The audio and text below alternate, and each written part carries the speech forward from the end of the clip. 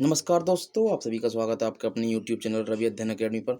तो देखिए यहाँ पर ये वीडियो का जो डीवी शेड्यूल आया हुआ है, वीडियो का जो डीवी शेड्यूल है उसको आपको देखिए कैसे भरना है।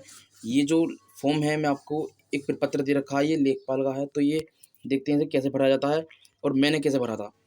तो देखिए साफ साफ लिखा हुआ है, ये लेखपाल के लिए है। उत्तर प्रदेश अधीनस्थ सेवा चयन आयोग की तरफ से जारी किया गया है। पिकअप भवन, तृतीय तल, गोमती नगर और प्रपत्र संख्या 1, आवेदन संख्या है ये। तो देख लेते हैं इनसे संबंधित कैसे कैसे भरना है। तो देखिए यहाँ पर आपको ये सारे कितने जितने भी प्रपत्र आपको दिए होंगे सब आपको डाउनलोड कर लेने हैं। और देखिए भरने कैसे हैं। तो सबसे पहले आपका लिखा हुआ होगा यहाँ पर पद या सेवा का नाम जिसके लिए अभ्यर्थी आवेदन कर रहे हैं। तो देखिए आपको यहाँ पर अपना वो भर देना है फॉर्म। यानी यहाँ पर क्या लिखना है आपको, बीडीओ के लिए, ग्राम विकास अधिकारी के लिए यहाँ पर लिख देना है। चूँकि ये लेखपाल का प्रपत्र है तो आपका ये एक डीवी सैंपल है ये, तो आपको ये दिखाया जा रहा है, आप इसे देखकर भर सकते हैं। और देखिए यहाँ पर लिख रखा है अभ्यर्थी का नाम तथा हिंदी देवनागरी लिपि में तथा अंग्रेजी के बड़े अक्षरों में। तो यहाँ पर देखिए आपको अपना नाम लिख देना है, हिंदी में और अंग्रेजी में दोनों में। और यहाँ पर अगला शेड्यूल है अभ्यर्थी के पत्र व्यवहार का पूरा पता और पता परिवर्तन की सूचना पंजीकरण डाक द्वारा आयोग को भेजें। हाँ, तो देखिए आपको अब यहाँ पर आपको अपना पता लिख देना है पूरा, जितना भी जो भी आपका पता है यहाँ पर, विलेज जैसे डेवलपमेंट पोस्ट ये वगैरह जो भी है आपका लिख देना है।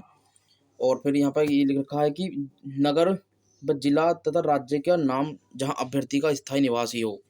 तो जहाँ पर स्थायी निवासी हो वहाँ का भी पता लिख देना है आपको सेम। नेक्स्ट दे रखा है जन्म तिथि। तो यहाँ आपको आपकी अपनी जन्म तिथि लिखनी है। यहाँ आपको अपनी इंग्लिश में और जो जैसे लिखते हैं ऐसे लिखनी है। जैसे यहाँ पर लिख रखा है 1 नवंबर 1980। तो आपको ये लिख देना है एक, यहाँ पर ये तो लिखा हुआ होगा खैर, 1 तारीख 11 महीना 1998। और देखिए यहाँ पर आपको क्या लिखना है, स्थायी अभ्यर्थी के पिता और पति का नाम। यानी ऐसे लिख रखा है अभ्यर्थी के पिता, तो यहाँ लिख देना अपने पिता का नाम दिनेश कुमार। जैसे यहाँ लिख रखा है आपको अपना पिता का नाम लिखना है। अभ्यर्थी के पिता या जन्म स्थान, जहाँ आपके पिता का जन्म स्थान है तो वो आपको लिख देना है। अभ्यर्थी के पिता का पता तो वो भी आपको लिख देना है ये सब। और क्या पिता पति ने कभी अपनी राष्ट्रीयता बदली है, तो यहाँ लिख देना नहीं, नो। और देखिए यहाँ पर क्या है कि क्या अभ्यर्थी के पिता जन्म तिथि तथा अधिवास में भारत से भारतीय नागरिक हैं, यदि नहीं है तो पूरा विवरण दें। तो यहाँ आपको यस लिख देना है। देखते जाइए आप अपना पूरा शेड्यूल। और देखिए यहाँ पर लिख रखा है क्या, तो देखिए क्या लिख रखा है, क्या अभ्यर्थी विज्ञापन में उल्लेखित किसी प्रकार का आरक्षण चाहते हैं। यदि चाहते हैं तो हाँ लिख देना आपको, सही है बात, क्योंकि चाहते हैं आरक्षण। और जिस कैटेगरी से संबंधित आप चाहते हैं तो उसका कैटेगरी का नाम लिख देना। जैसे यहाँ लिख रखा है ओबीसी, और अपनी उपजाति भी लिख देना है। जैसे यहाँ उपजाति है अहीर, तो जो आपकी उपजाति हो वो लिख देना है। जबकि और देखिए मैं यहाँ पर आपको डाउट क्लियर कर दूँ कि जाति प्रमाण पत्र और निवास प्रमाण पत्र कभी के भी हों चल जाते हैं, बस ओबीसी का 3 साल से ज़्यादा पुराना नहीं होना चाहिए। बाकी अगर नया भी है तो भी चलेगा।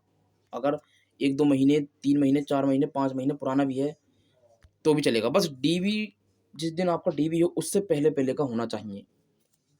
जाति प्रमाण पत्र, निवास प्रमाण पत्र उससे पहले पहले का होना चाहिए। जबकि ट्रिपल सी ये आपके फॉर्म भरने की तिथि से पहले ही होना चाहिए, आवेदन करने की तिथि से पहला होना चाहिए। और यदि इसमें जाति प्रमाण पत्र और निवास प्रमाण पत्र की बात आ रही है तो कभी का भी हो, नया हो पुराना हो, आवेदन की तिथि से पहले का हो या बाद का हो, सब चल जाता है। जाति प्रमाण पत्र तो कभी का भी हो चल जाता है, क्योंकि जाति प्रमाण पत्र की वैधता सिर्फ ओबीसी के लिए होती है 3 साल की। बाकी SC ST के लिए तो कभी का भी हो, 4 साल 5 साल पुराना हो। बाकी ओबीसी वालों के लिए नया बनवा लो, अगर किसी का नहीं है तो अब भी बनवा लो, 10-12-15 दिन में बन जाता है। और देखिए यहाँ पर क्या है अब कि क्या अभ्यर्थी विज्ञापन में विभिन्न जाति की आयु सीमा में छूट का लाभ चाहते हैं तो जाति प्रमाण पत्र का पूरा विवरण दें। सही बात है। देखो जिसे आयु में छूट चाहिए तो उसे ही वहाँ यहाँ करनी है, जिसे नहीं चाहिए तो उसे नहीं करनी है। यानी इन बंदों को नहीं चाहिए थी तो इन्होंने नहीं करी।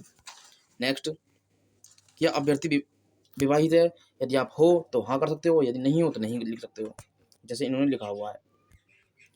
और नेक्स्ट नीचे देख लेते हैं। आपको देखिए, हाँ, आपको अपना हाई स्कूल का सारा विवरण यहाँ लिखना है। इंटरमीडिएट का भी जितना भी आपका विवरण है वो सभी यहाँ लिख लेना है। जैसे अपने हाई स्कूल के अपने कोर्स हैं, जैसे हिंदी है सब्जेक्ट है, इंग्लिश है, मैथ है, साइंस थी, सोशल साइंस थी, ड्राइंग थी, और आपकी अपनी सीरियल लिखनी है, फर्स्ट आई थी, सेकंड आई थी, थर्ड आई थी। आपको अपना वर्ष लिखना है, किस वर्ष में अपना उत्तीर्ण करा, और आपको अपना परसेंटेज लिखनी है कि कितने प्राप्त करे, अपने कितने परसेंट प्राप्त करे, और आपको अपना रोल नंबर लिख देना है यहाँ पर। और देखिए यहाँ पर सेम ऐसे ही इंटरमीडिएट में कर देना है। सिर्फ आपको हाई स्कूल और इंटरमीडिएट का ही विवरण देना है, क्योंकि इसमें सिर्फ इंटरमीडिएट ही क्वालिफिकेशन मांगी गई थी। बाकी यदि आप खेलकूद से संबंधित अपना ब्यौरा लिख सकते हैं तो लिख सकते हैं, नहीं तो नहीं लिखते एने।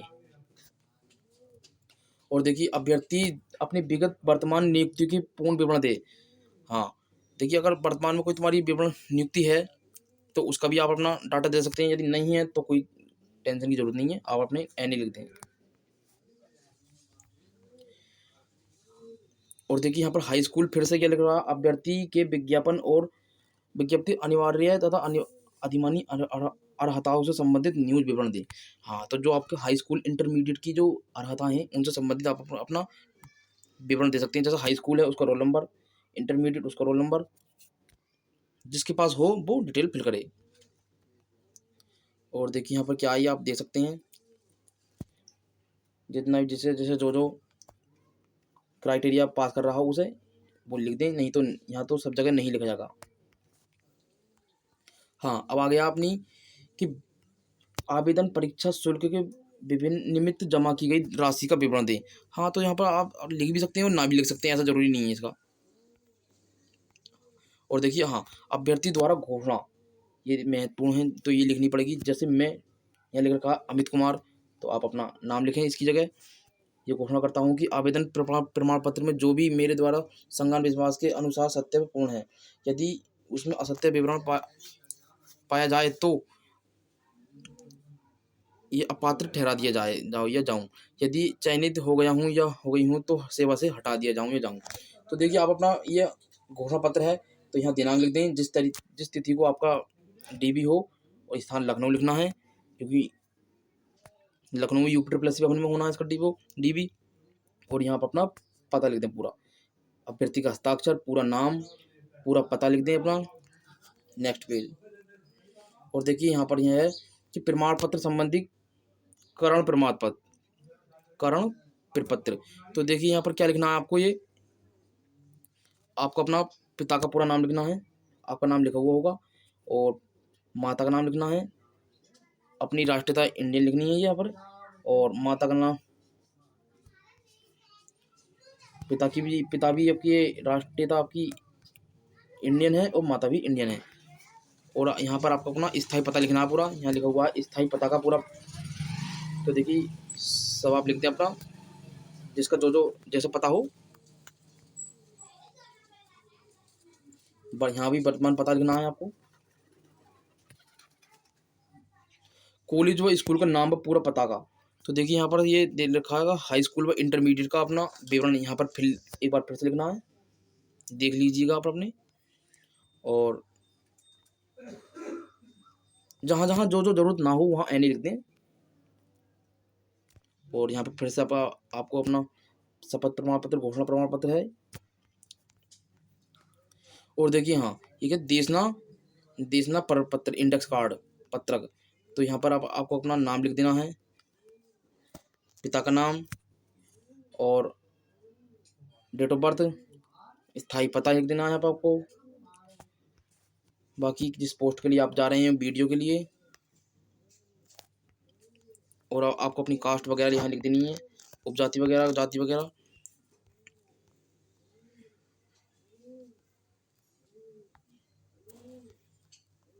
हाँ, और लास्ट है ये देखिए आपका अपना